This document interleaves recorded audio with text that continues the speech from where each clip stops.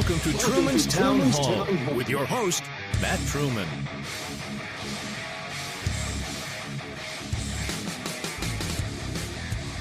Hello. This is Matt Truman. Welcome to Truman's Town Hall, a podcast. Tonight we are going to be talking with Cindy Schwartz. Is that how I say your last name?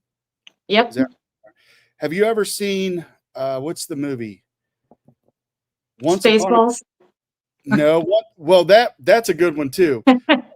Once Upon a Time in Hollywood, I think a Tarantino flick. He was like, it's Schwartz. It was Al Pacino. He was a Schwartz. He was like, it's Schwartz. Anyway, I thought of that when I read your name. Welcome. Thank you. So tonight we're gonna talk with Cindy. I labeled you on the podcast as a community activist. I think that's pretty accurate. Would you say that's accurate or no? I try to be. Okay, excellent. Yeah, I didn't want to mislabel it. So give us a little background about yourself and tell us how you got involved in Huber Heights and all that good stuff. Well, I was born in Huber in '83. Still not going to say how old I am. You can do the math. I went to school here. I've raised my kids here, up to the point to where my daughter was going to be starting high school and my son was going to start junior high, and we moved to Carriage Trails, and that's where I currently live now. Okay. And how'd you get started in what brought you to recognizing Huber Heights politics as something that was important to pay attention to? Sore topic, but the whole Janelle Smith recall, I had just moved into Carriage Trails right at the trail end of that. Like when we closed on this home, it was at the beginning of October in 2018. Okay. So what about that made you go, what's up with this? It was all over Facebook, and it was going back and forth to where, you were seeing all these people say one thing and then hear all these other people were saying the other, and you didn't know what was right and what was wrong and who to believe or not believe. And I tried to start paying attention a little bit more at that point, but it all was just way too confusing. And it took me really until I would say 2021 is where, like, I started paying a lot more attention and trying to see who I really wanted to vote for, why I wanted to vote for them. But then again, without fully paying attention from years past, Right. it's hard to try to figure out who is really telling the truth and who you would really want to represent you. So I went back and forth a lot with, okay, I support this person. No, I support this person. So, So that was actually one of the things I was going to bring up tonight. It was in 2018 when they had their meeting, and I actually pulled that meeting up. I'm going to play a little bit of it because at that point when I watched the meeting, I was like, wait a minute. They all seem to be coordinating against something here, and I couldn't quite get it. So I'll play this and then I'll explain a little bit of what I was talking about. So I'm going to bring up this video. Let's see here.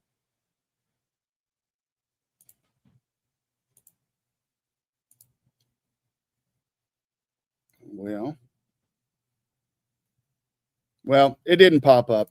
Anyway, I think I know the video you're talking about, though. Give me 1 second. I really want to play the beginning of this video. So I'm going to stall a little bit. That's what we do on Truman's Town Hall. So which way did you vote when it came down? Did you vote in the recall? No. Okay. But you did realize that there was something going on there. It took me a while to really start seeing that. I had a one-on-one with Gore, and that was one of the things that was talked about, and He likes those one-on-ones. I was really convinced with everything that he told me. He seemed really genuine and kind-hearted, that he was for the people, and Janelle was one of these people that just wanted to badmouth him and do him dirty, and that she had a separate agenda that wasn't good for the city.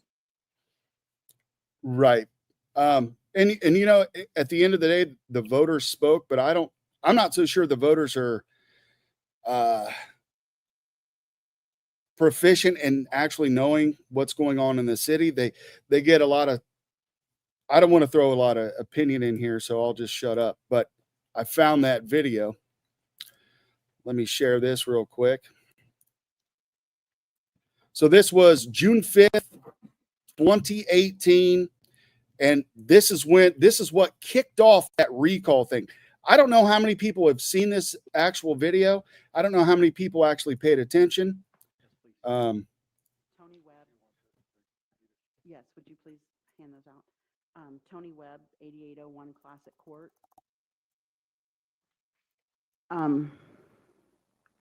Mr. Rogers is handing out some information that I have, and I have some questions about this. Water pressure.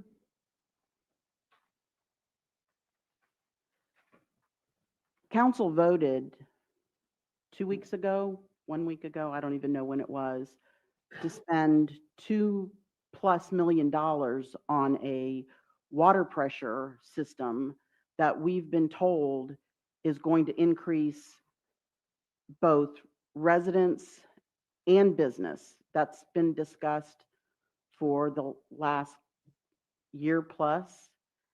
And now, according to the information that I gave you, it says that it is not going to fix the residents' pressure problems. So y'all voted to spend $2 million on something that's not going to affect the residents? Okay, so I certainly appreciate your questions and concerns. Quick question as I'm watching this. You live in Carriage Trails. How's the water pressure up there? Pretty It good? depends on the day. Okay. So maybe she might have been telling the truth. I don't know. I was a little confused by this information myself. My opinion, I had always believed that the water pressure project was going to increase water pressure for residents and business.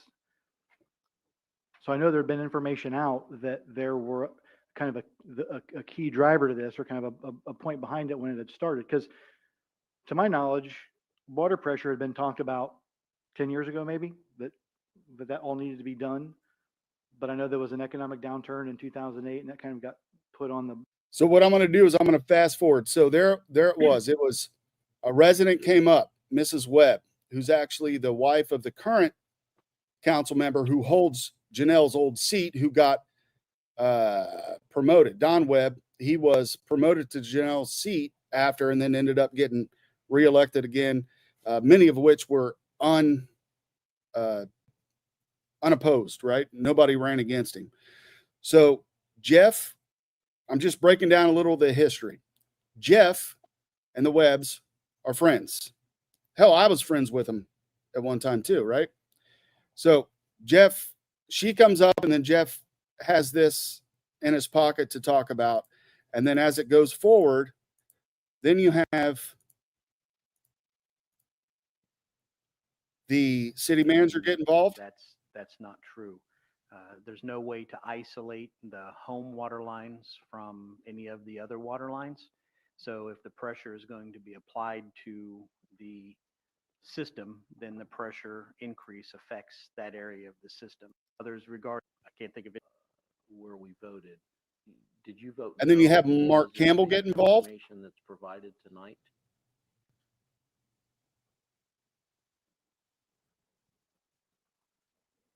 No.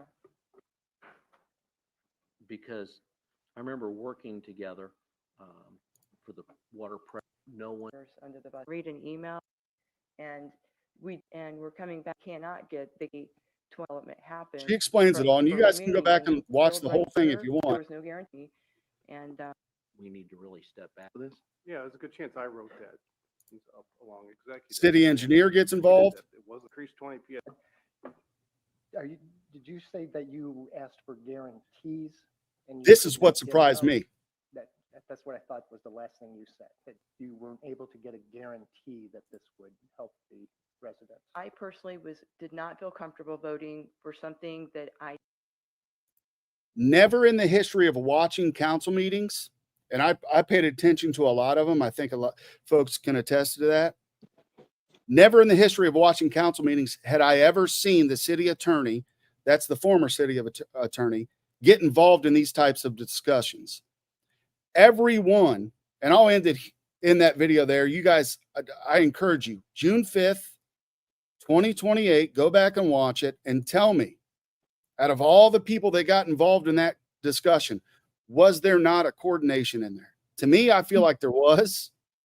I could be wrong. I've been wrong in the past, but it felt very coordinated, a coordinated effort. And then after which, there were other council members who were involved in the recall, selling the recall. Everybody was selling it on Facebook and everywhere else, where else you go. That's when I kind of went, man, I don't know. What are your thoughts on that, if any? I still really didn't when I went back the first time and was trying to, watch the videos and everything. I still didn't fully see it. I'm like, well, why won't she answer? And I did not pay attention to everything else going on around it. I did not fully, I don't think, know to the level that I know now, what fully transpired until the depositions were available.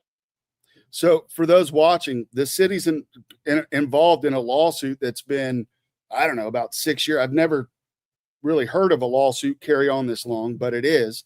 The city has been sued by Ms. Smith. And however that ends up, who knows? Nobody knows. So I just wanted to, yeah. And then the depositions were available for anybody to read.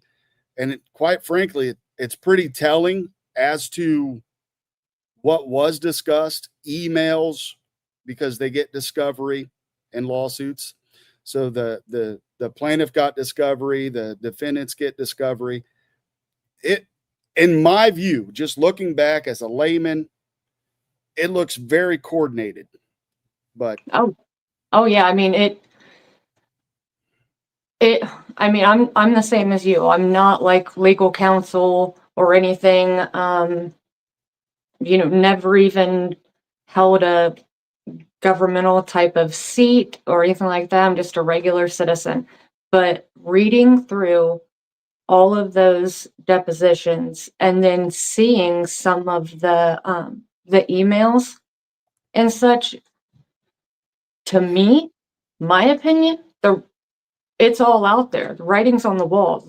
This was a coordinated effort, I feel, to attack her, to degrade her, to get people to see her as a negative and a bad person. And unfortunately, I think that with everything that she was going through, and I believe that at that time too, she had just lost her mom or her dad. She didn't help her case at all. She went on the attack, which I might be the same way if I feel, probably like she did. I'm not sure. And that just fueled people to make them believe everybody else more. I don't even think that the people that were involved in this outside of like city council and stuff really knew that they were kind of being used. Yeah. I think they still don't know that. I still think that they think that they were doing the right thing, like for friends. Yeah. There's a lot of people out there that I feel like they've been blinded to, the great salesman pitch or the politician pitch. Like, hey, we're doing this for you guys. We're getting out a bad person who don't belong in council, who's spreading lies on Facebook and spreading these everything's gaslit. So we're like, the normal people are like, oh wow, okay, so I believe this guy. He's in my community. He's my friend. He's a teacher at the school. He does this. He does whoever it is. It's really confusing for a lot of people, and I think a lot of people turn off to that. Voter. Yeah, exactly. Well, and also you get to a point to where you kind of just don't know who to believe, so you just go automatically with what starts making more sense. Yeah. And with the way that Janelle was handling that situation, it instantly turned people to the other side. Right. And I mean, Janelle attacked me several times, actually, on your page.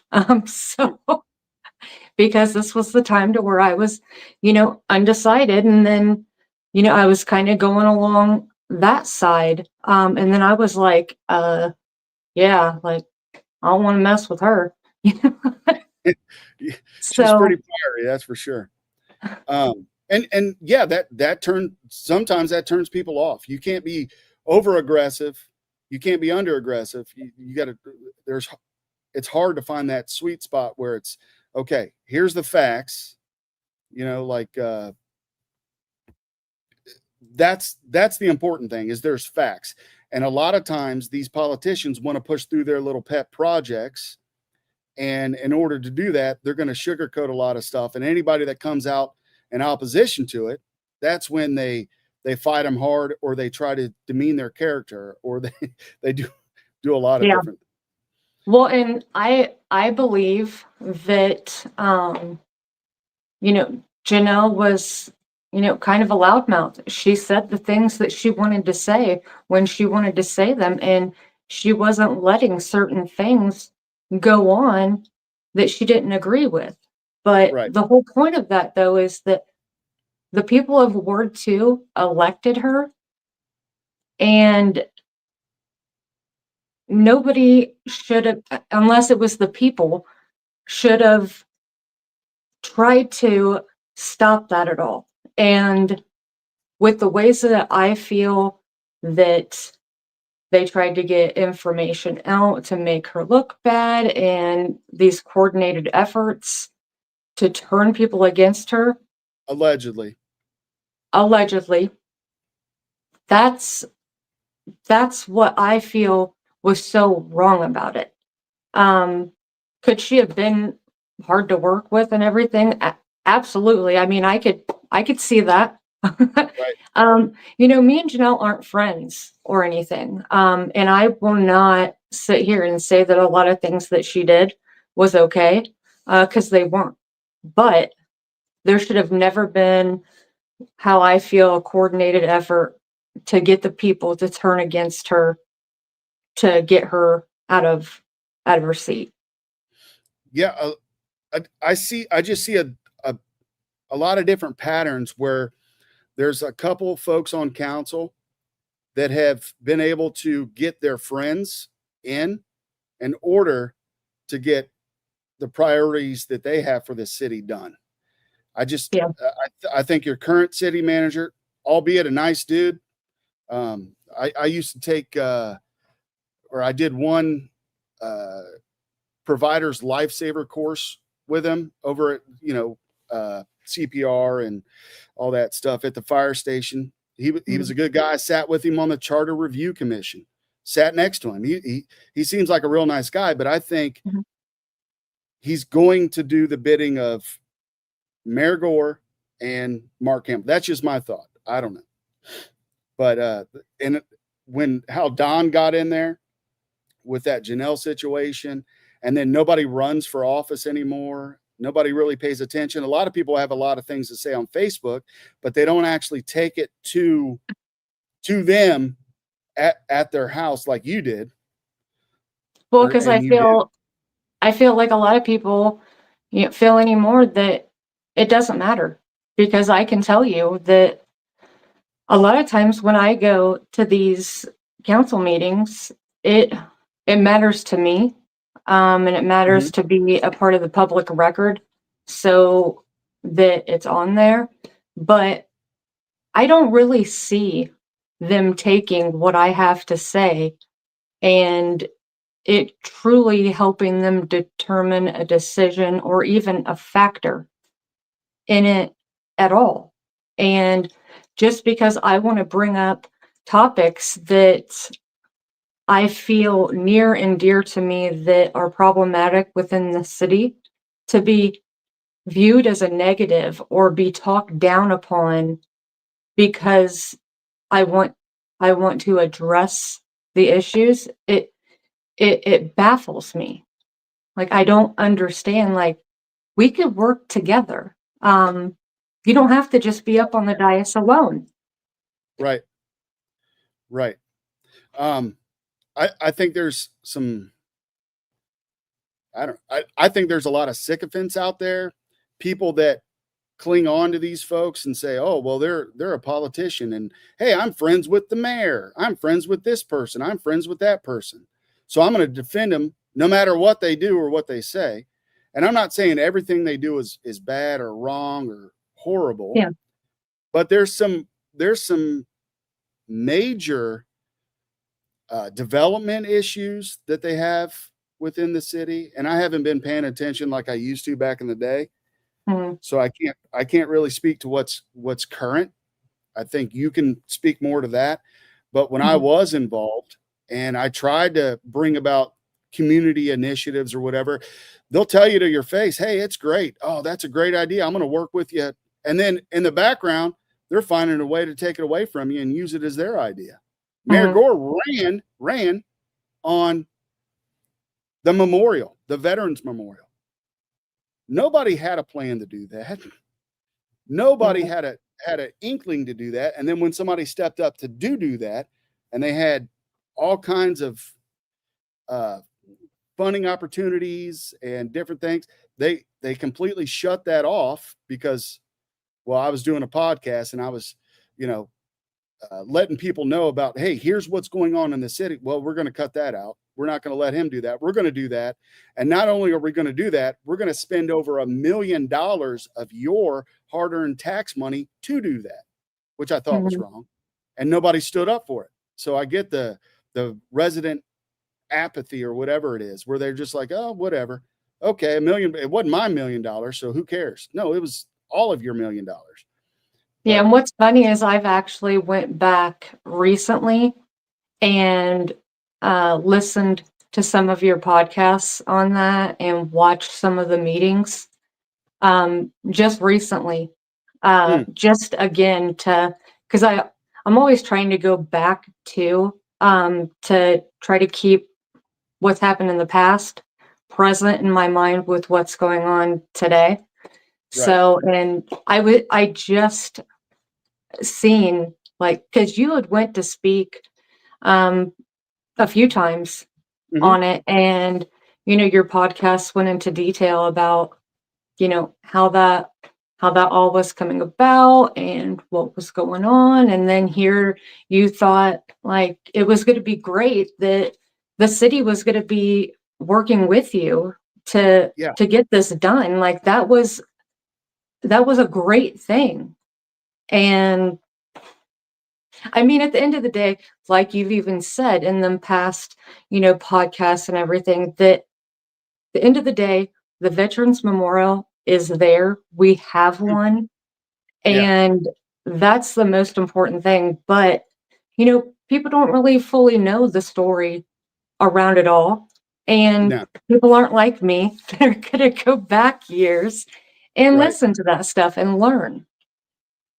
Yeah, I'm happy it's there. I'm great that the veterans get honored. Some things that happened after, I was a little questioning about it. Things that happened during it, I questioned it. They kept one of our ideas, but they threw away the rest. I'll just say this.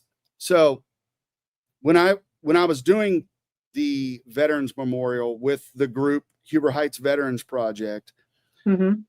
Mayor Gore was deciding to run for office. He wasn't mayor then. He was just, a guy in the city looking to run for office. Mm-hmm. And he linked up with Mark Campbell. I think he tried to link up with Team Huber at first, and they kind of like pushed him away. I don't know all the details on that, but then he ended up linking up with Mark Campbell.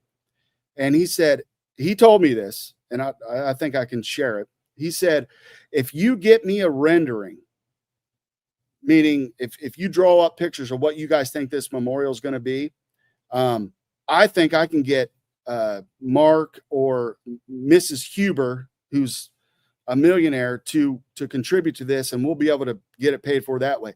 Because they knew the whole goal. I wanted the city to be involved, but I didn't want them to pay for it. I didn't want the taxpayers to have to pay for it. I wanted to put some leather on the sidewalk to generate the money to pay for it. I wanted it to be a community effort, so everybody's involved, because that's what Huber Heights lacks more than anything, is everyone coming together. You may not get all your ideas, I may not get all mine, but if we work together, things are going to work out pretty nice. Yes, and I would love if we could have that still today. How do you think we get there? Or Huber gets there, where the community jumps in and actually works together, instead of just like letting politicians run everything?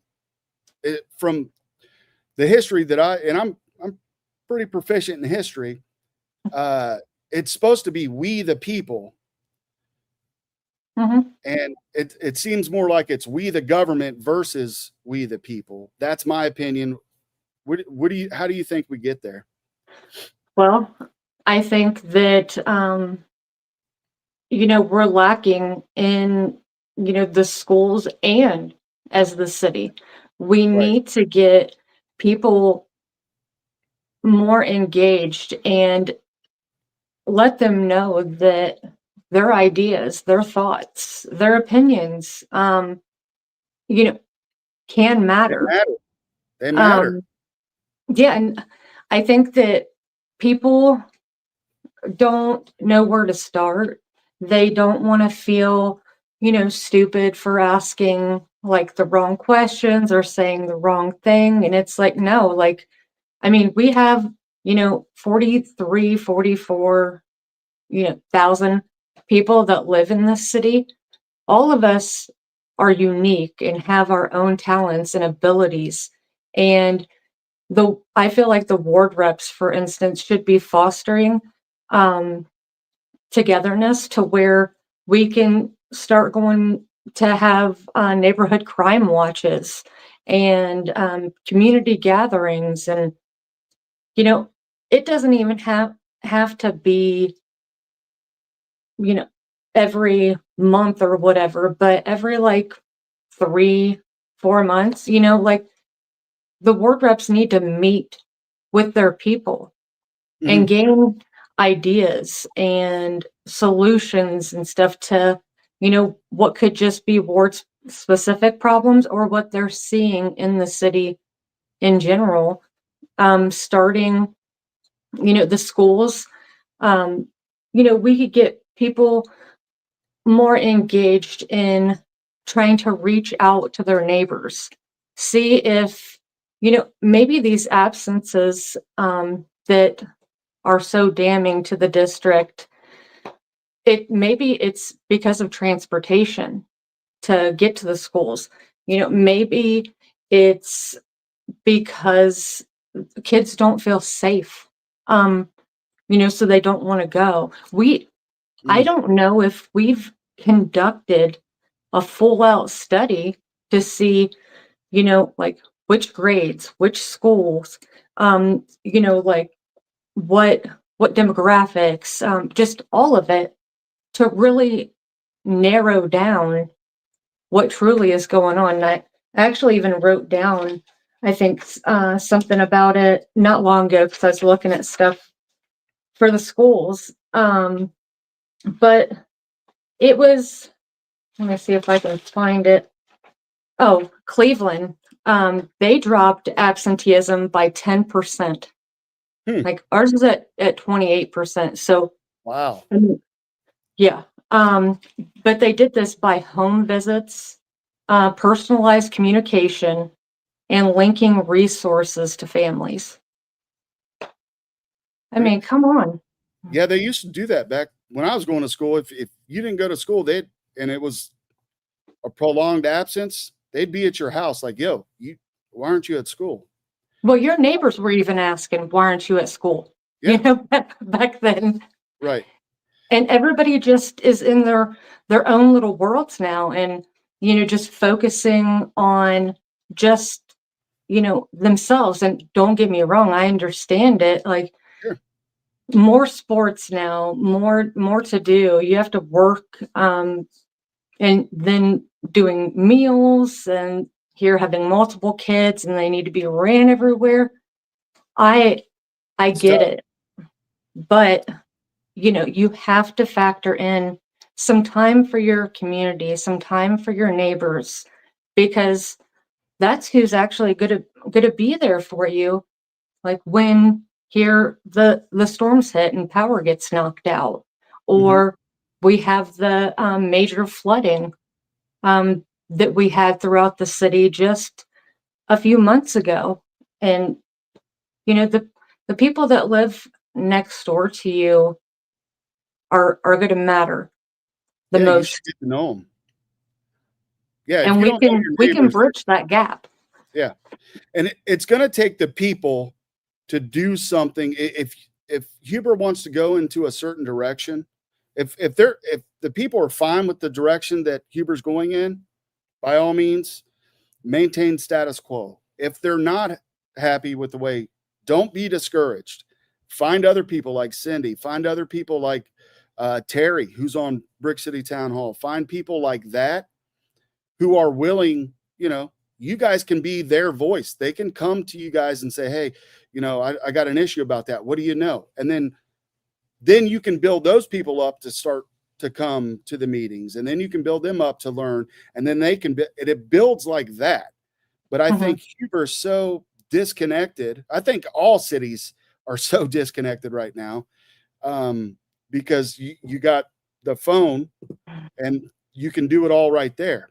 No, Yeah. that's not what gets done, because they're creating all the laws right there at City Hall. They're creating all the ordinances, the resolutions, everything's coming out of there. They have an agenda. They probably have an agenda for 10 years from now.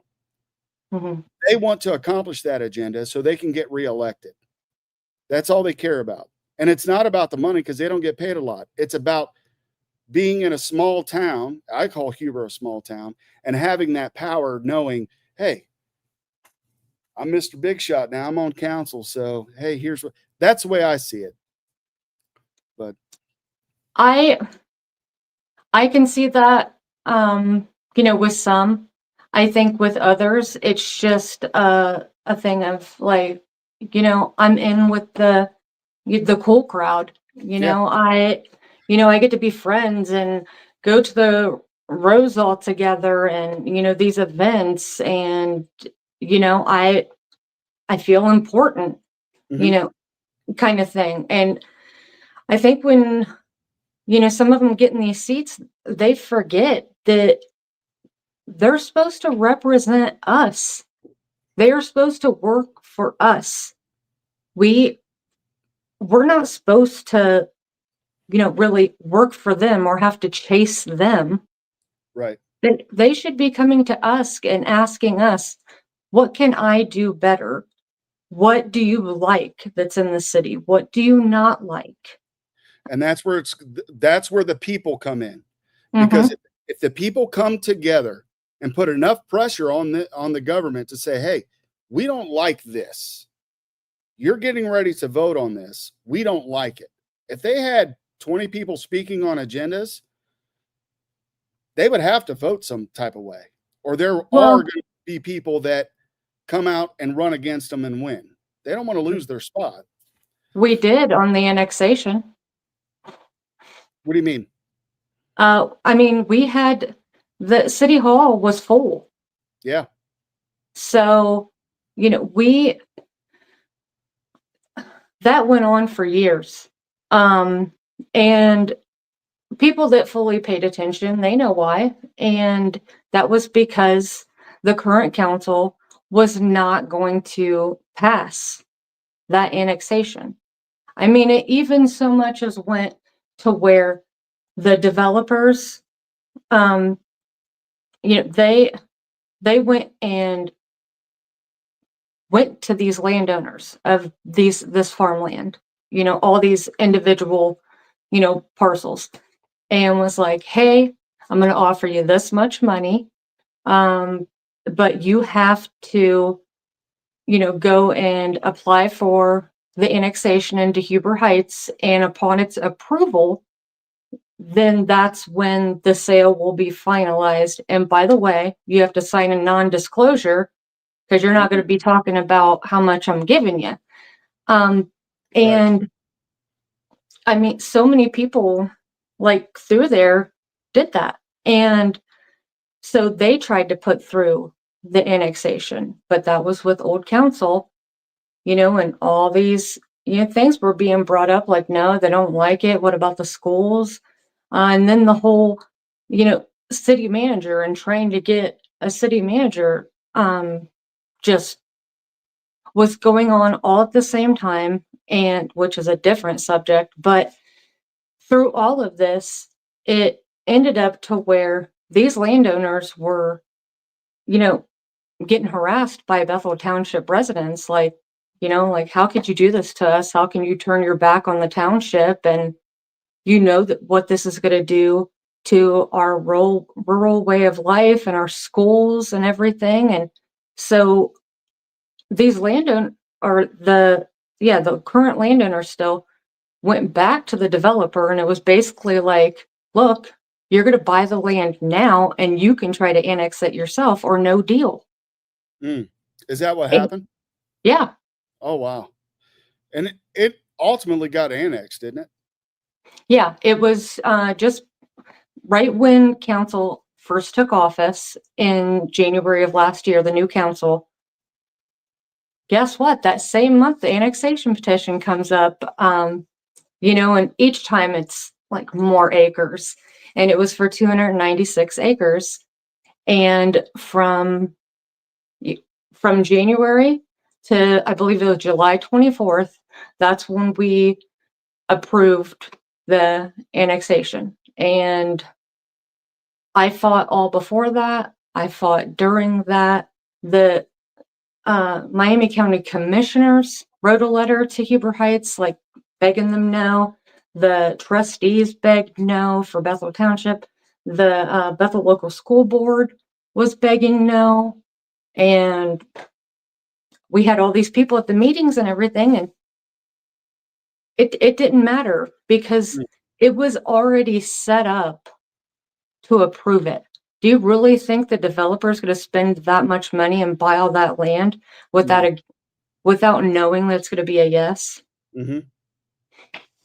Of course, these are my opinions, just from what I've seen of it all, but the writing's on the wall there. I knew that I was fighting a cause that I couldn't win, but I could not be quiet about that.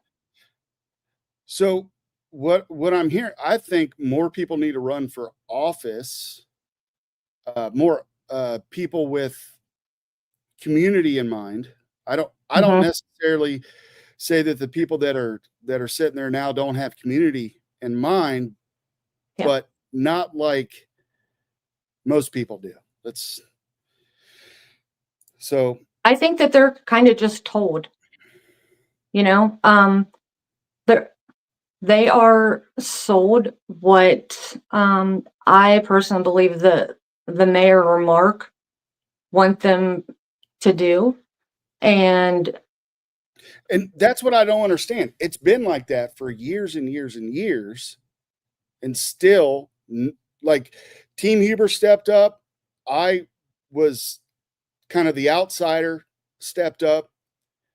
You got McMasters. He steps up every once in a while. He'll pop up. But outside of that, it's all the team that's within that council that kind of step up and run for office. They find people. That's what I think you guys need to do. You need to find somebody who's willing to run for office, multiple people. None of those seats should be uncontested. well, I think the problem is, like, even for me, for instance, because I had, people asking me, why aren't you running? Why don't you go and try? It's because I'm one person, Right. and if I'm just one person up there, my vote doesn't matter You with need another everybody. team effort. Yes, because right now the consensus, anybody go to the Huber website, go and watch meetings and past meetings. Literally, every meeting, there's barely any discussion. They're not really talking about anything, and they're all voting the same almost every single time. Like, And I think we learned through those depositions that there's a lot of discussion that doesn't happen in front of the people. oh, So they have their work session and they discuss things. I don't know. I think they've already figured it out during that work session, because who on that council is not like-minded with the mayor and Campbell? I don't know of one that isn't.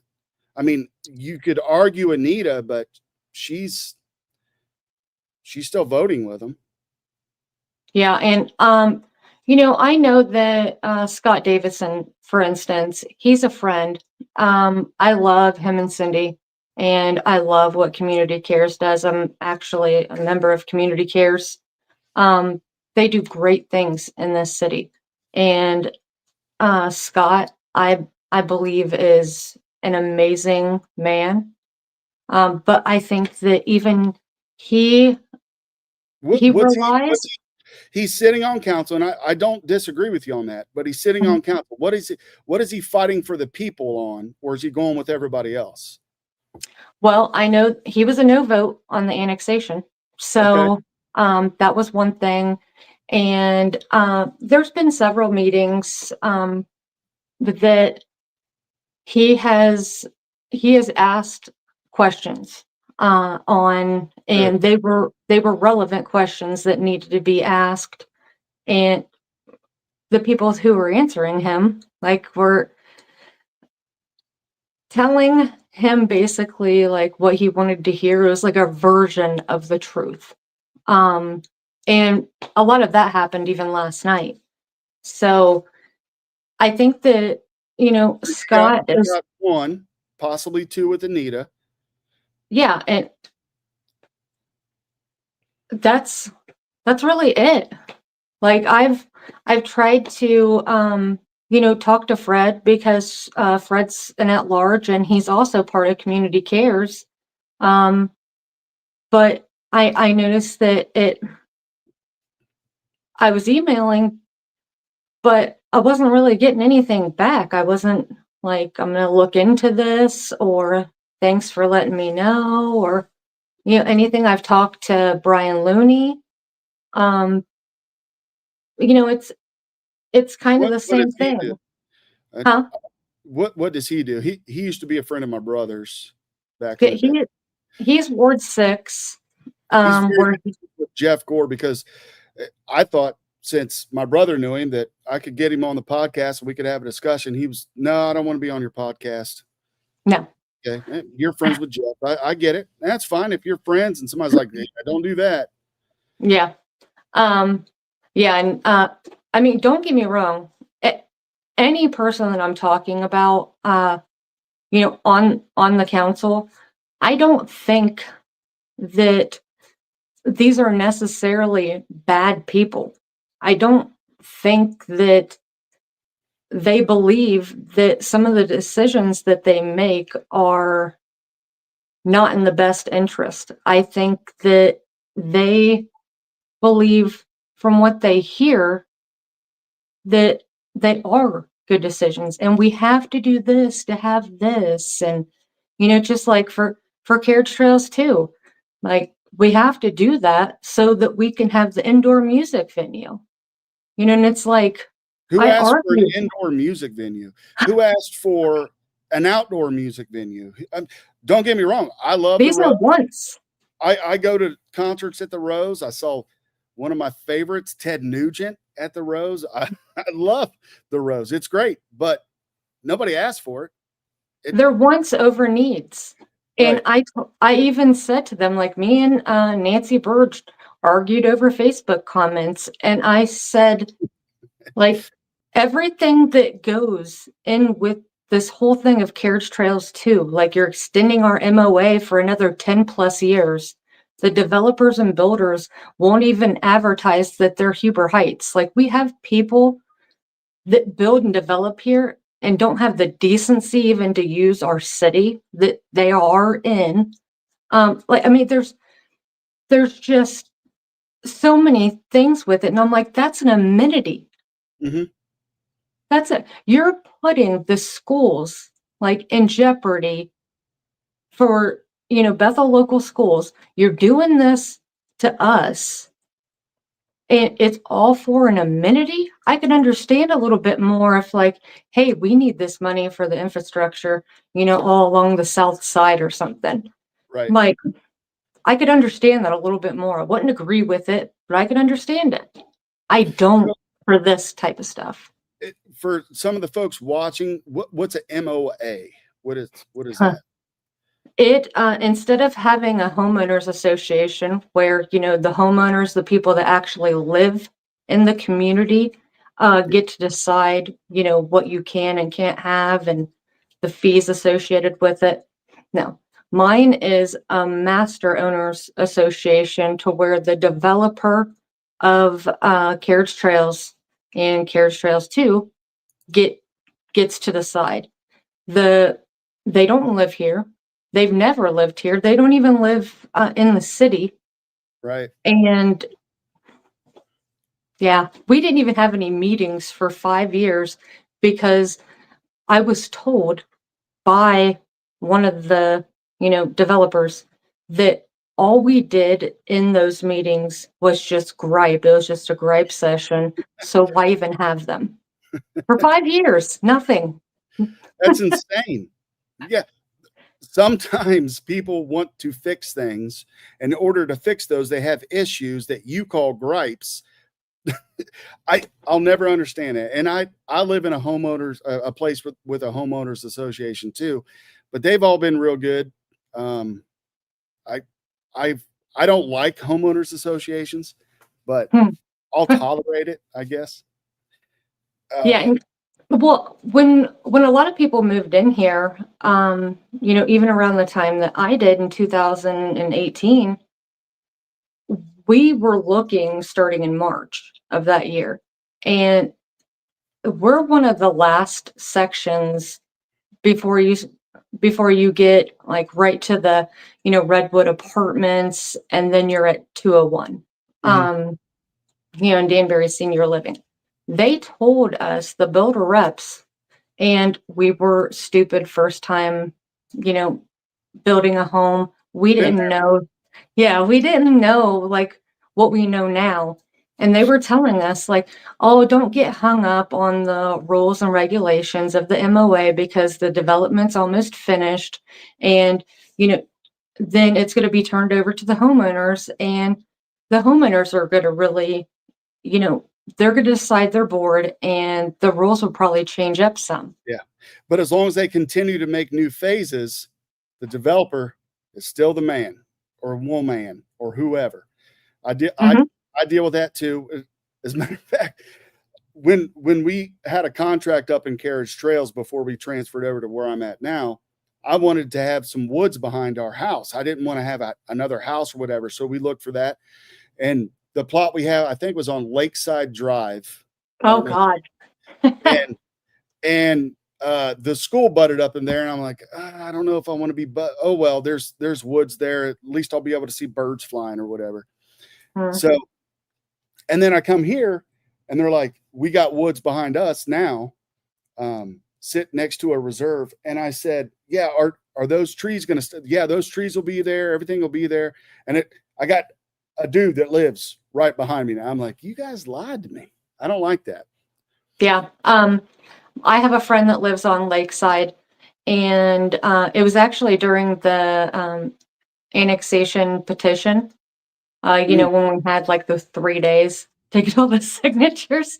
I ended up going over to Lakeside to get her signature, and just standing on her porch for a few minutes, the cars that race down Lakeside, I mean, we have racetracks all over in Huber Heights and definitely in Carriage Trails, but that is one of the main ones. Yeah. People are going like 60 miles an hour. And this, again, was the first time that I met her. And she was my friend, but my friend through Facebook. And I finally went to go meet her and get her to sign. And I'm on her porch, and a car like zips past, and here I hurry up and run down. And I'm like, slow down. And then I'm like, oh, I'm sorry. Like, I should at least be kind of professional.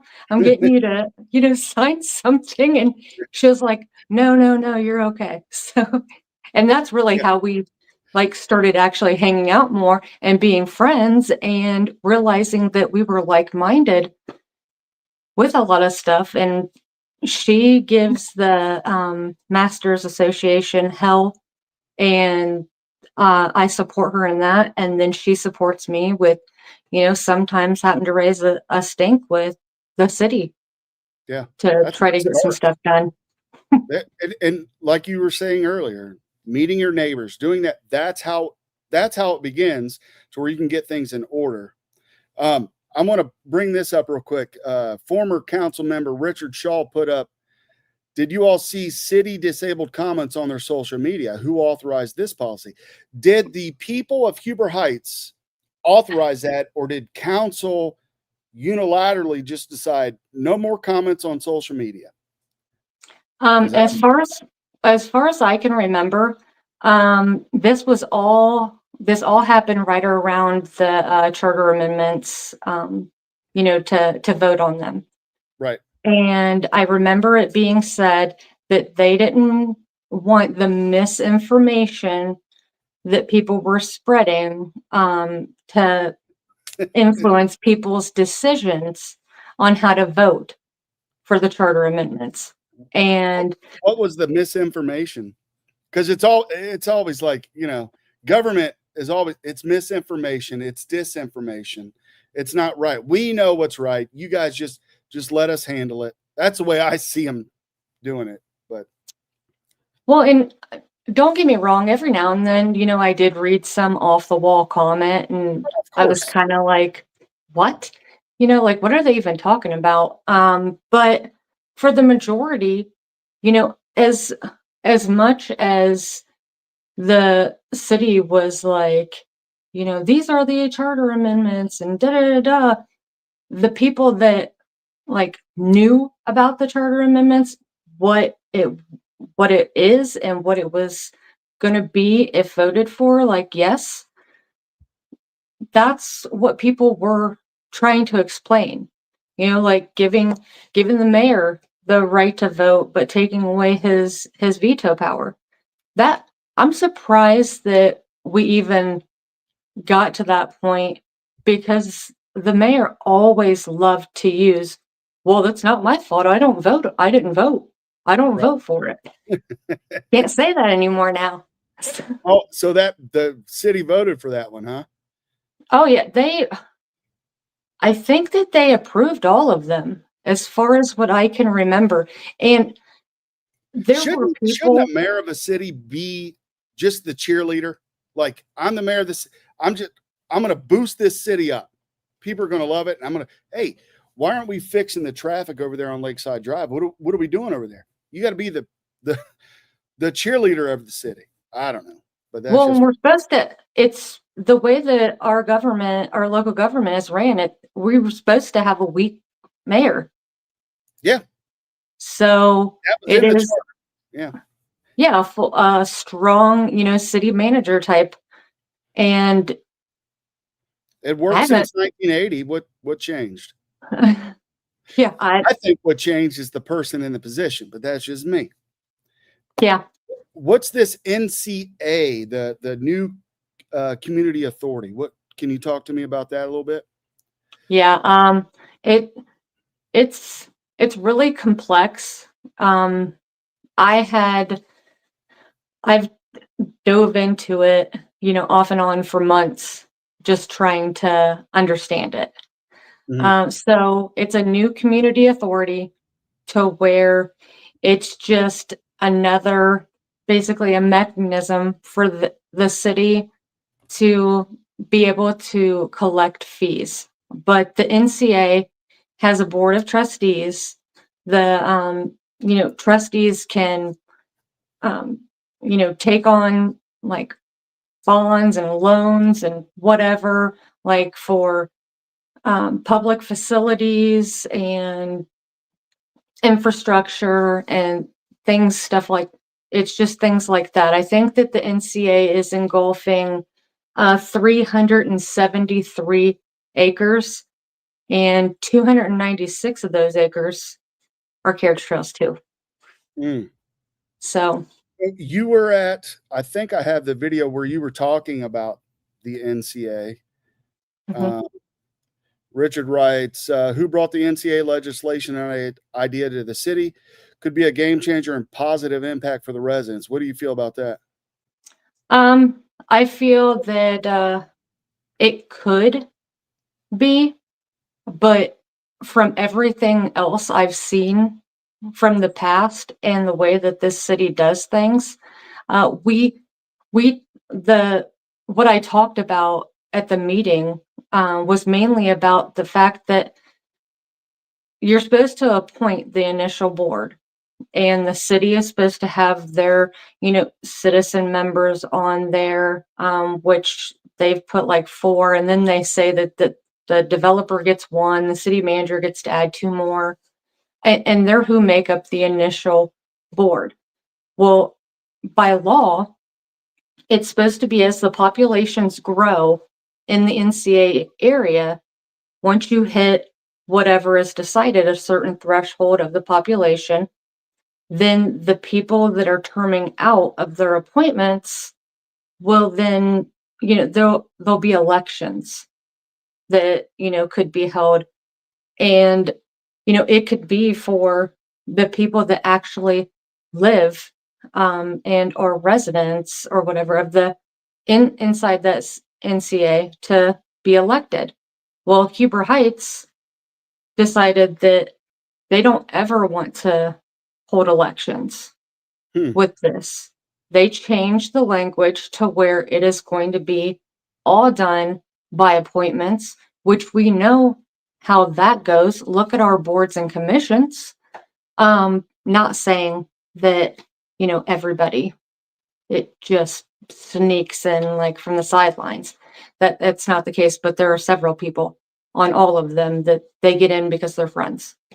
So essentially, this could be ran by people that don't live there, don't necessarily have a true impact, and yeah. Let's watch your comments, and then we'll discuss it. I got to bring this video up real quick.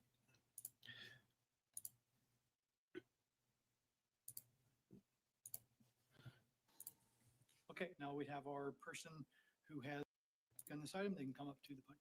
Ms. Cynthia Schwartz, if you please come to the podium. Hello, Cynthia Schwartz.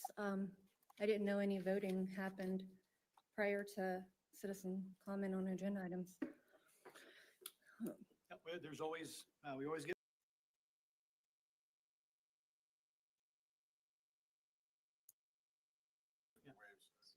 Okay. Well, I'm here to express deep concern about the city's decision to appoint trustees to the NCA board rather than allow public elections after the population of the area reaches a certain amount of residents. The initial appointments are normal under the law, but you're setting this up to never elect trustees under the guise of the trustees can determine later if they'd like to hold elections. Under the law, section 349.04, it states appointed citizen members shall be replaced by elected citizen members according to the schedule established by the Organizational Board of Commissioners calculated to achieve one such replacement each time the new community district appointee's term ends until such time as to all appointed citizen members are replaced. It's the same for the developer representatives. So it's already in the law that at a later time, election should be held. It states that you may change that the way that you select people, which is what you're doing by having the language to always appoint. With the city and developer always appointing trustees, where would these citizens' representation truly be?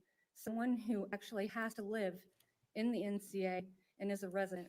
With changing this, you set it up to where you and the developer have zero plans of ever letting go of the control and won't ever have to. I don't understand if council fully understands that. With common concerns about transparency, accountability, and ethics, this deeply concerns me for these future residents. I've went to council members and spoke at meetings on how I feel like the city is working for the developer and neither is working for us and our needs. Huber Heights councils have allowed over 1,500 homes and 900 apartments and condos to be placed on 750 acres just in CT1 alone, while knowing these builders won't even advertise the correct city these homes are located in because it's a selling point for them to use Tip City. It's gone on now for so long why nobody has proposed any type of resolution or rules to state that if they want to develop or build in our city, that they at least have the decency to correctly advertise. We should just have a different zip code is all in Carriage Trails. It would benefit residents to not have confusion. The city has even had to make a page on their website specifying that CT is Huber, but instead it's allowed to continue. That's just one thing that shows that we'd rather let residents be confused and lied to instead of addressing this problem with the builders and developers. How is that keeping our best interests at the forefront? This is not the most ethical or democratic path forward. The NCA will collect community development charges that function like taxes, yet the people paying those charges, future residents, and taxpayers of your city will have no voice in who is appointed. If you believe in the people who believed and voted for you, I'd imagine that you'd fully support these elections. In a city where transparency is already a concern, where I feel development decisions often appear to benefit the developers' agendas and others way more than the accountability, transparency, and wants over needs for us, appointing trustees without a clear transition plan to public elections undermines public trust. It concentrates power in the hands of the few and shields critical financial and land use decisions from residential oversight. If this city believes in accountability and people over politics, then it must commit to a public timeline for transitioning the NCA board to elected trustees. The community deserves to know the decisions affecting its future and its finances are being made in the light of day and not behind closed doors to any open meetings. The residents to come deserve to elect someone who will deal with any consequences of their own decisions. If we don't allow elections for this board, a board seat may never have someone sitting in it that lives in that community. That doesn't make sense when we have a city who elects representatives that live in each ward. Lastly, I'm not even sure how we even got to this point because there is no record at all of a public hearing on August 13th at 2 p.m. that is required by law for the NCA petition. Where was the public hearing? Where are the minutes to that hearing? This isn't right. Have I missed something? Thank you. Thank you. Any other questions? Yes, Mark? Yes. Aaron, in regards to the entertainment district, will this NCA overlay that? Yes, sir. And could you explain how overlaying an NCA on the entertainment district will raise funds? Yes, so the way the NCA petition is laid out, over the entertainment district, there are a variety of possible charges that the NCA trustees could impose on those properties, being a food and beverage charge, a parking charge, a ticket revenue charge. There's a whole myriad of options that are available to the trustees to raise funds within that district. Our petition has simply laid out what those options are. In some cases, has set a rate cap, set a ceiling, but not a floor. And what will those funds be spent on? Right now, the really any public improvements that the NCA trustees deem important, it is being set up, though, primarily to finance the new music center. Okay. And this NCA overlay could or not include the residential building that's going on north. So the overlay does include the CT to the land to the north. Does not mean that the trustees necessarily have to impose a charge on that property. We felt as staff that it made sense to continue to move forward as the original intent, so that it didn't need. All right, I'm going to stop that. That gives the folks watching a little overview of how they were answering. So essentially, the NCA is just another tax. Is that what I'm hearing? Yeah, you could view it as that. It's a fee that they determine. They determine the fee. So it's not like if I use something, then if I park here, they're going to charge me. But if I choose not to park there, they won't charge me. How does it work? Do you? Well, they don't have everything, fully laid out yet. And we don't even know who all of the trustees are going to be. The city just, when they approved the petition last night, they were also approving, their appointments of trustees, and like some of the finance, like structure and things like that. So they already have trustees lined up. Well, I can tell you that the owner of the Dublin pub, he, there's been talk of the Dublin 7 coming on executive. There hasn't been any records of a land sale or anything like that to him for the Dublin 7, but he is a trustee. Is he he lives in Huber then? No. Huh. Okay. When people decide to wake up to all of this type of stuff, this is in-house business stuff, and they realize it's not we the people anymore. It's we the government. And, I was kind of like feeling sorry for Scott. What's his last name? I'm trying to remember. Davidson. Yeah, Scott. I was trying to, I was like, maybe I gave the guy a hard time. Did he go in and like really question these guys? Like, what are we doing here, guys? What's going on? Back in July, when the NCA petition was going to be voted on by resolution, which that's just one reading, and they were just agreeing that the criteria of the petition was met. I sent him questions, and he asked them during that meeting. But that's where I was talking about in my comments, where, they're appointing these people and they're keeping it as, appointments to not have elections under the guise of, well, the trustees can decide later on if they want to hold elections.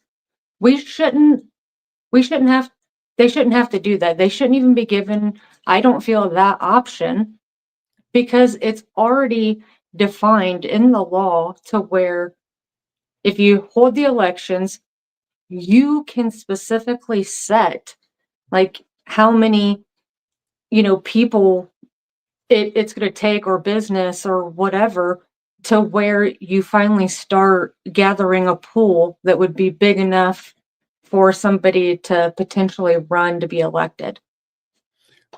So they never had a public hearing on this. Is that accurate? They did, but when I first seen it, I thought it was a typo. They advertised it for August 13th at 2 p.m. When we had a city council meeting on the 11th. And so I was like, they probably put August 13th, but they meant the 11th. And so when the agenda comes out for that council meeting, I was like, wait, where is the NCA public hearing? And I was like, well, I guess maybe they just weren't ready for it. And so they didn't say anything. So yeah. And then the NCA was like brought up 2 separate times. That was going to be on agendas and talked about.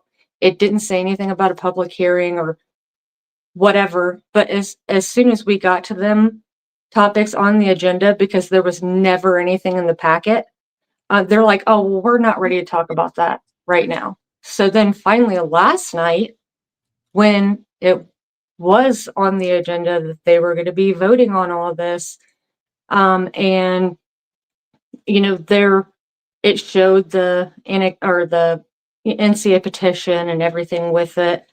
I was like, okay, they're going to really talk about this tonight, so I'm going to show up. And at the end, when I asked about all that, I was told that they had the public hearing August 13th at 2 p.m. at City Hall, and that Aaron Sorrell and John Russell were there for that public hearing. And shows up at a public hearing at 2 p.m. On what day? Was it during the week? Yes. During the week. Who works during the week at 2 p.m.? I do.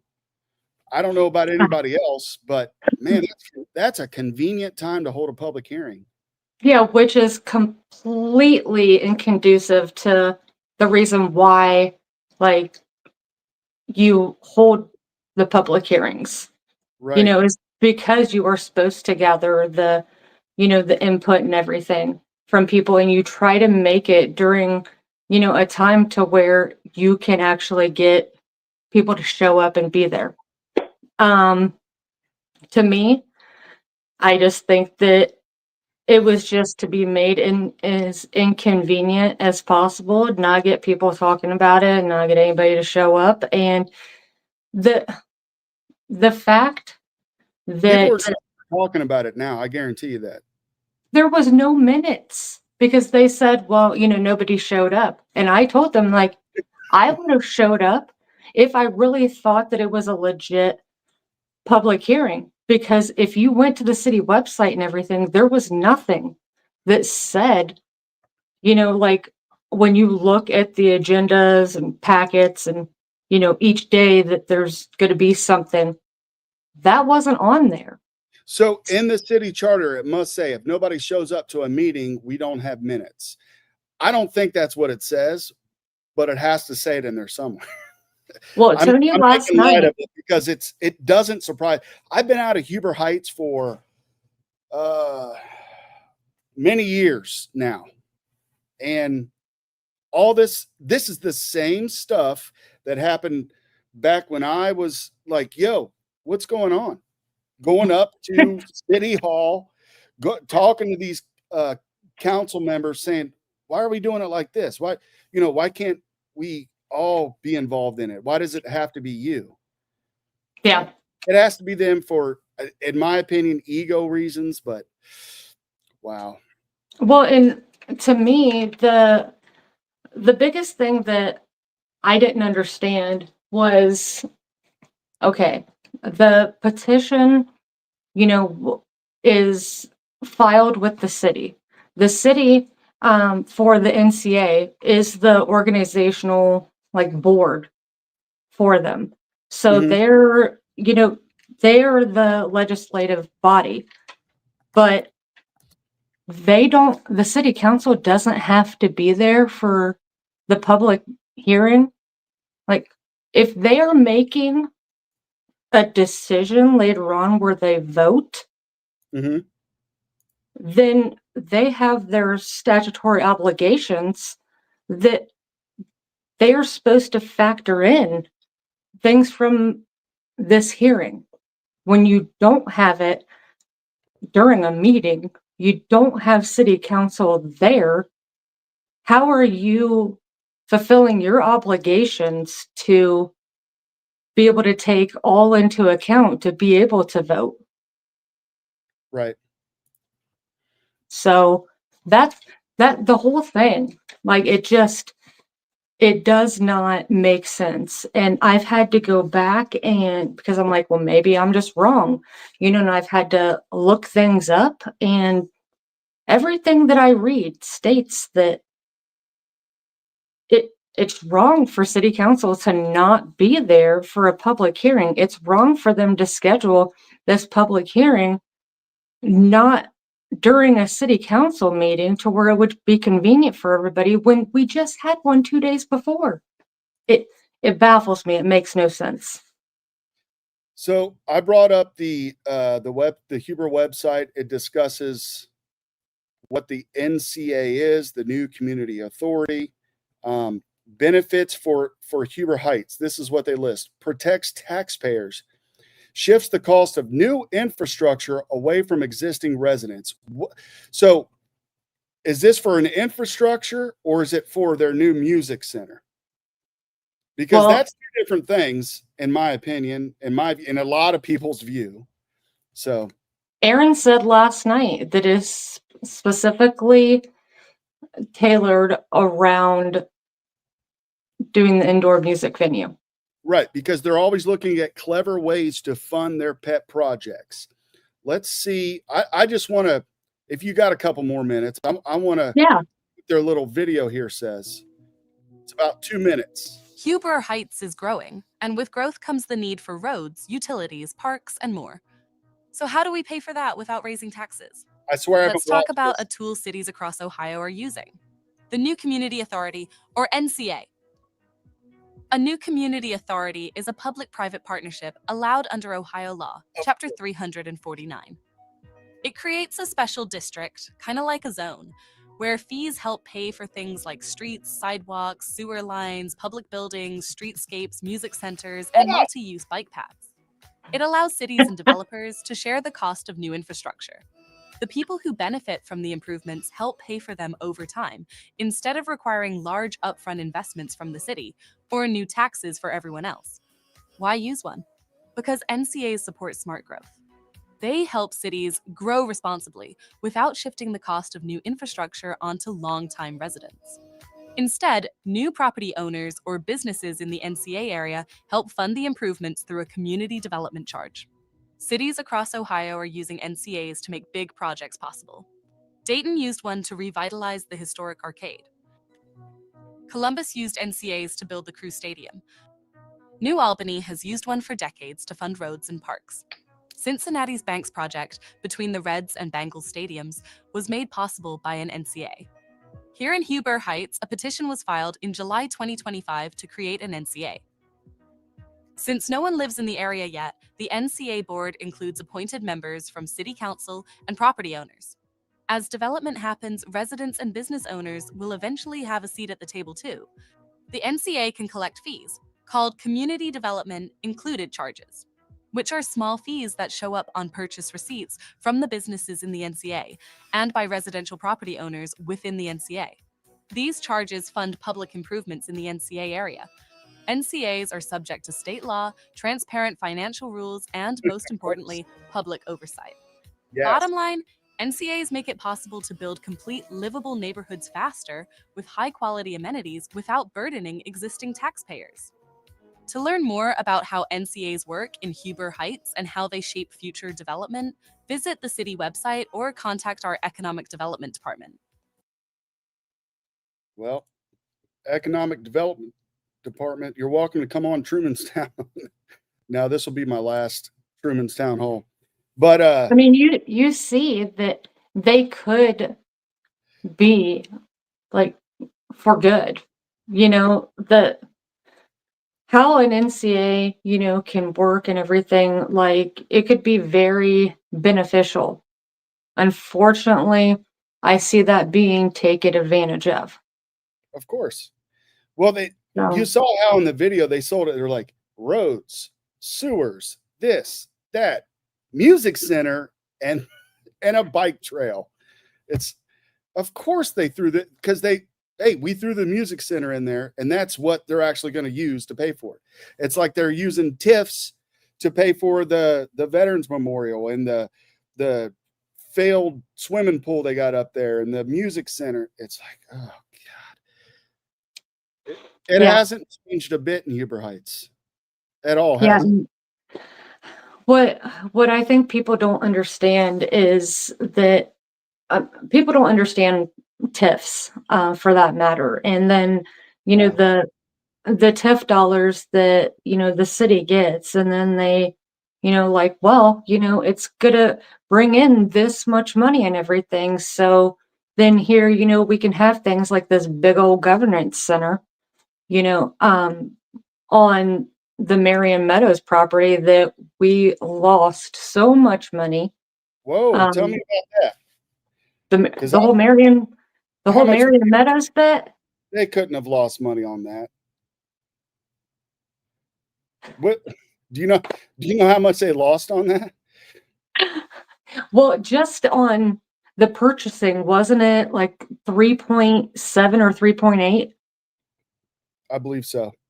Yeah. And then the soil remediation, I have no idea how much that was. And then, hey, everybody, we're going to have a survey, and this is what we're going to see what everybody wants there. And okay, well, we're going to have now this here, and this is going to be great. Okay. Well, now we're going to have apartments that you can't have a dog, but it's going to be right next to Dogtown.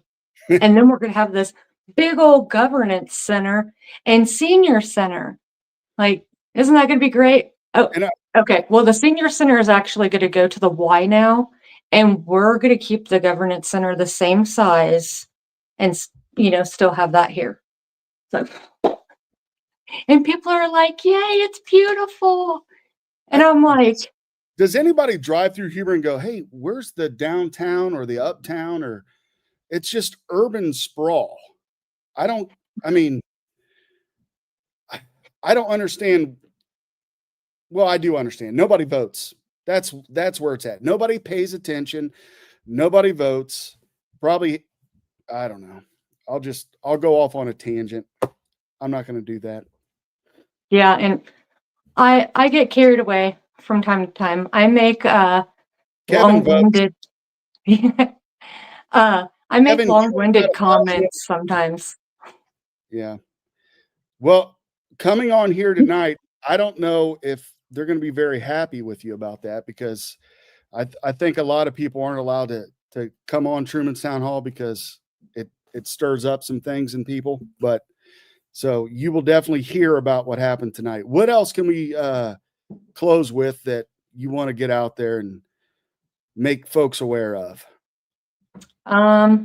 Well, first I just want to say to you, like, thanks for having me, and giving me a platform to, talk about things that, are really important to me. And I know that you don't live here anymore, but I know this is your hometown.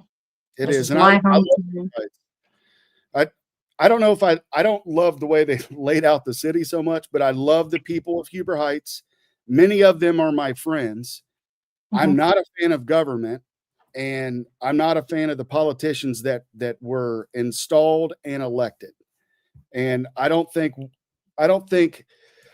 Huber folks are going to be very impressed with the folks that are going to be installed on the board for the NCA, because I guarantee they won't just do a random, hey, just come on in. And no, they've already got their people. Here's how you sign up. Here's how you fill out the app. Come on in. And then, hey, Mayor, I really don't know what this means. Oh yeah, here's what it means. Let me tell you about it. And then that's how it's done. Yeah, and It that's won't change. It won't change until the people decide, hey, I've had enough. If they're comfortable, like, yeah, we're getting a music center. We're getting more, Carriage Hills 2.0. We're getting nice houses.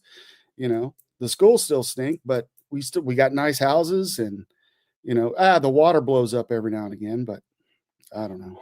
It's okay to drink the brown water. Yeah, that's what they tell us. I say all this in motivation to the people, because I know the politicians don't like me, so it is what it is. But motivation and some of the people don't like me either, but motivation to the other people that haven't really paid attention, or they're new, or they just stumbled upon this video or whatever. Get involved. Look up people like Cindy. Look up people like Richard and all the people commenting tonight.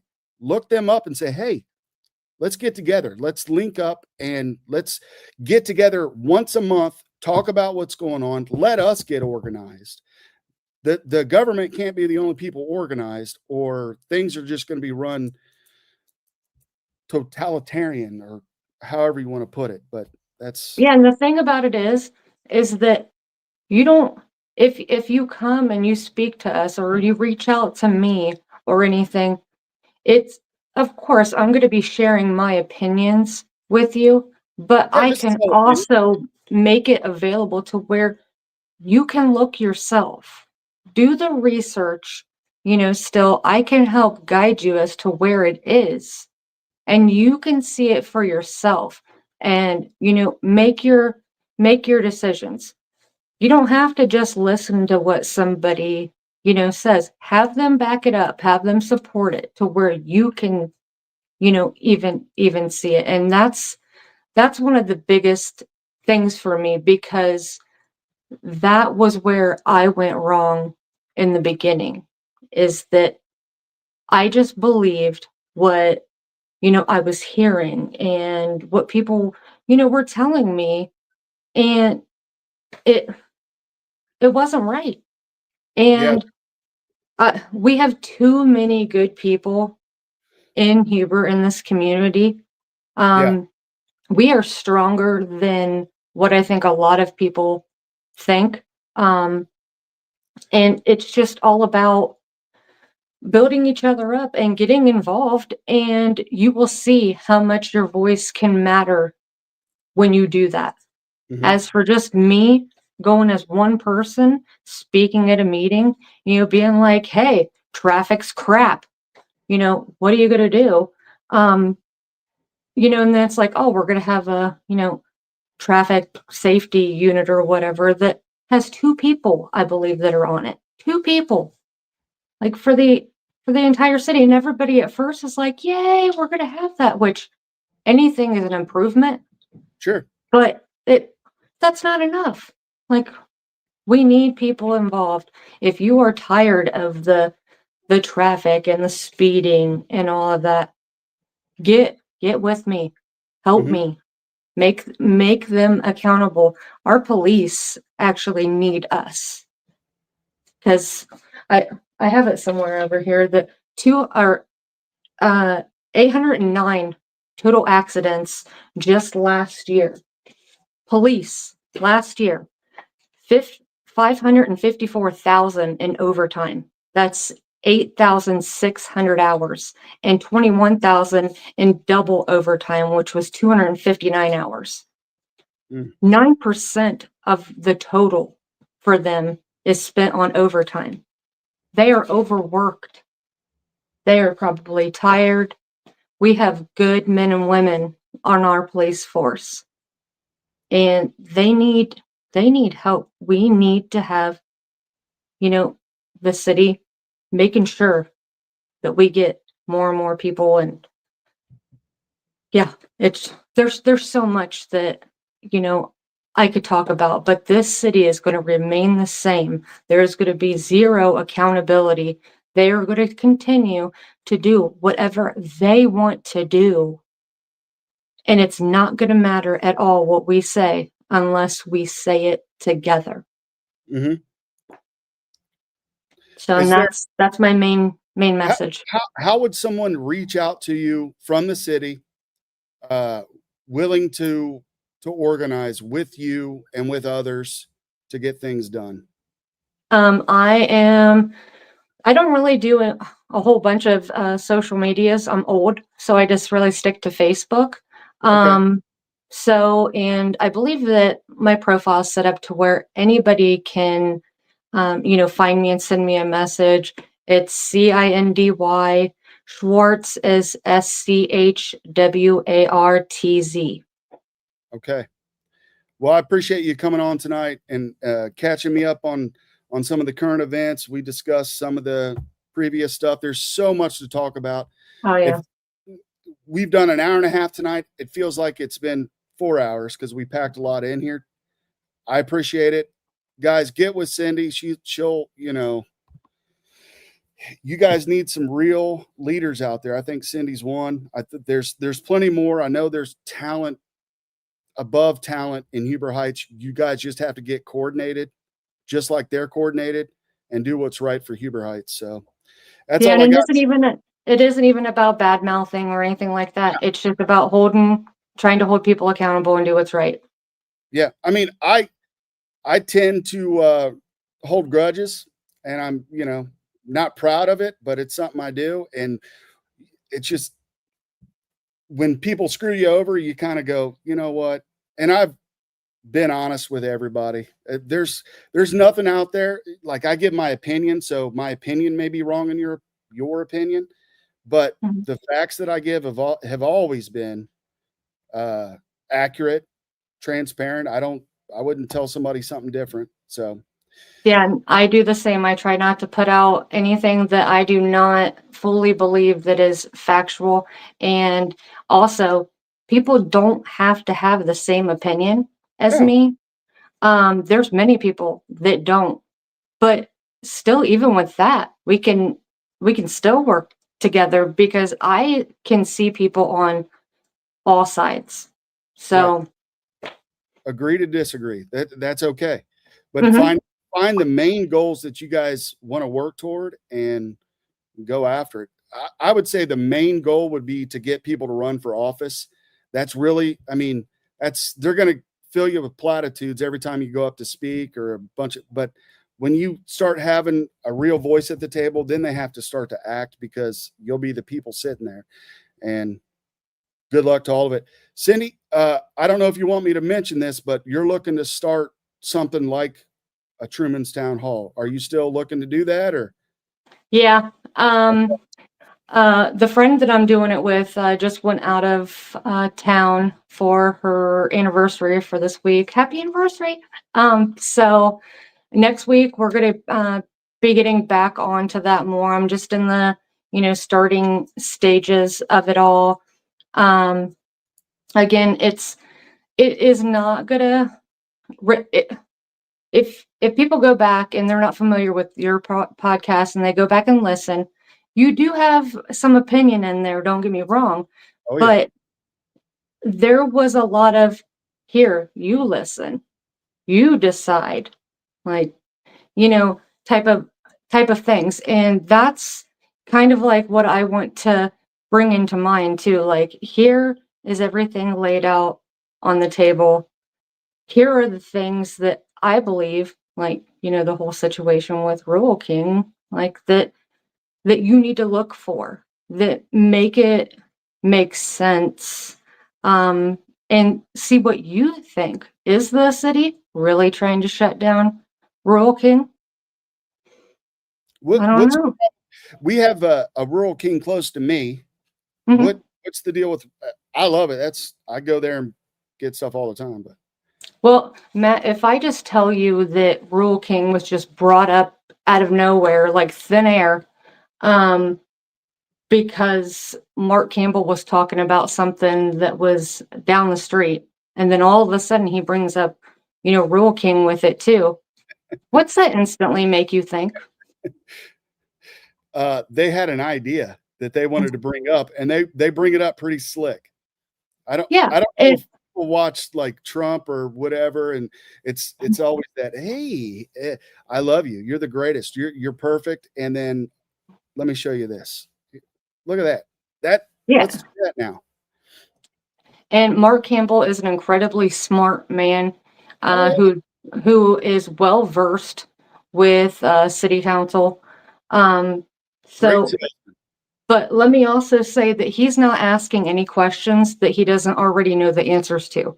He is asking questions and saying things to get them out on the record in the public and bring attention to something that he wants something being brought attention to. And for Rural King, he was mentioning on how they're still in non-conformance with the variance that they were granted for their outdoor sales. The outdoor sales area, I'll tell you right now, it doesn't look that great, but it's Rural King. You have to think about who they are, what they sell. Yeah. So when it was Kmart, it was the same, type of thing with stuff all over the place. The thing about it is that council wasn't even addressing this issue until 2022, when Rural King was going to sell a piece of their land for a medical facility. And then it made, city staff go out there and be like, hey, I think you're using too much square footage than what you're allowed. So they started getting on them. Didn't hardly hear anything about it afterwards. And then all of a sudden, Mark Campbell brings it up, just a couple weeks ago, and he's like, hey, like Hills and Dales or whatever, in a different area, the city was able to declare that a blighted, property, and they were able to get rid of it, and asked either the city manager or the legal counsel, like, if they could look into the possibility of trying to get that to be a blighted property because of the way that the parking lot looks and how they're not addressing their violations and everything. So, and then Mayor Gore was talking about like spot zoning and how he's kind of mad that, our zoning appeals and stuff like issues these certain things, and that how city council should be able to look over that. And legal counsel had to be like, hey, spot zoning is kind of illegal. So watch what you say. But yeah, that was the conversation. So, and then Tom McMasters just ran with it and was like, city council's closing Rural King. And it's like, well, they didn't technically say that, but for some reason, just all of a sudden now they're putting the heat on Rural King, trying to look and see if it can be considered a blighted property, which it's not. And they're trying to figure out something on how to put pressure on them. I feel like to possibly get them out because they have something else lined up. That's a big piece of land there. Mm-hmm. So I, commented on one of these, things where somebody posted that Tom McMasters was at Tom Cloud Park, saying that the city was going to close down Rural King, and that she pays attention and she knows that that's not what's going on. And I'm like, hold on. By the way, this citizen blocked me.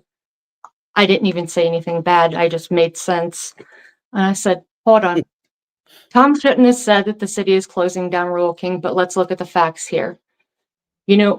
Council never cared until they were going to sell that piece of their property. That was in 2022. We haven't heard anything about it. I haven't seen the zoning violations that, we should have a stack like this big now. Where are they? Like, why is Mark Campbell bringing it up? Why wouldn't the city manager, like Don Mallard, who's over zoning, would bring that up to the city manager? And then I would think the city manager would bring it to council and be like, hey, these people aren't complying.